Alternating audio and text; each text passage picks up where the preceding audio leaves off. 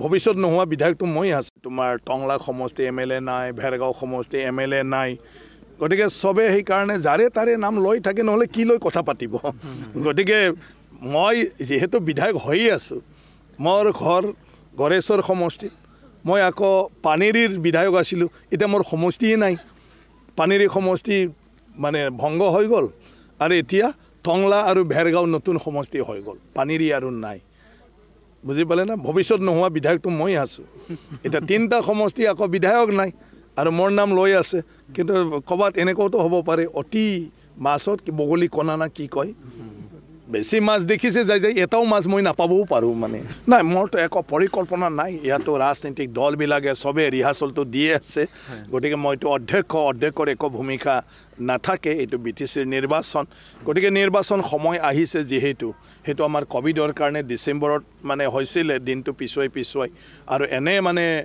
notification মতে এপ্ৰিলত হ'বলগীয়া আছিলে গতিকে যিহেতু কাউন্সিল ফৰ্মেশ্যনখন মানে ডিচেম্বৰত হৈছে গতিকে সেইটোৰ কাৰণে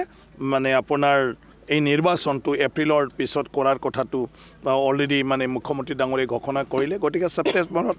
মানে নিৰ্বাচনটো হৈ গ'লে বৰষুণ নাথাকে মানে ভাল এটা সময়ত হ'ব বুলি মই ভাবোঁ ইয়াৰ পিছত যিহেতু বিধানসভাৰ নিৰ্বাচনো আছে তেনেকুৱা কিছুমান টেকনিকেল অসুবিধাবিলাকো আছে গতিকে মই ভাবোঁ ছেপ্টেম্বৰত নিৰ্বাচন হৈ গ'লে সব ফালৰ পৰা মানে ঠিক হৈ যাব বাকী সেইটো গণতান্ত্ৰিক এয়া এটা উৎসৱ গতিকে সবে খেলিব সবে এনজয় কৰিব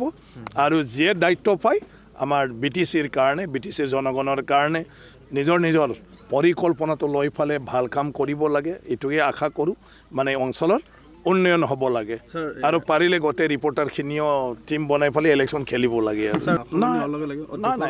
এইবিলাকতো মানে কোনেও জানা কথা নহয় কোনেও ভাবি কোনেও কিবা কৰা কথা নহয় সেইবিলাক হ'ল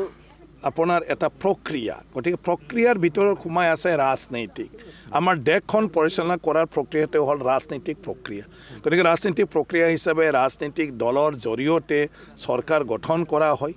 আৰু ৰাজনৈতিক দলে যিহেতু চৰকাৰ গঠন কৰে নিজৰ প্ৰতিনিধিসকলক লৈ ফালে ৰাজনৈতিক দলে সেইবোৰ সিদ্ধান্ত মাজে মাজে সময় সাপেক্ষে প্ৰয়োজন সাপেক্ষে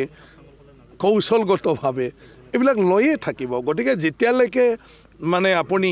মানে নহয় সেইবোৰ একো দেখা নাপায় গতিকে ৰাজনীতিত অসম্ভৱ একো নাই সবে সম্ভৱ আৰু আমাৰ সংবিধানে সবটোৱে সম্ভৱ আমাৰ এনেকুৱা দিছে যে আপোনালোকেও আজি সাংবাদিক হৈ প্ৰশ্ন সুধি আছে কালি পৰহি আপোনালোকে MLA হয় আনে আপোনালোকক প্ৰশ্ন সুধিব সেইটো হ'ল আমাৰ দেশৰ এটা কি কয় সেইটো সুন্দৰতা বিউটিফুল আমাৰ গণতান্ত্ৰিক দেশ ইয়াত সবে সমান কোনোবাই যদি প্ৰতিনিধি হৈছে আৰু তাক যদি ৰাইজে আমনি লাগিছে নেক্সট বাৰত তাক ৰিজেক্ট কৰি দিয়ে তাত একো কৰিব নোৱাৰে কোনো অকলে নিজে ৰজা হ'ব নোৱাৰে ৰাইজে ৰজা বুলি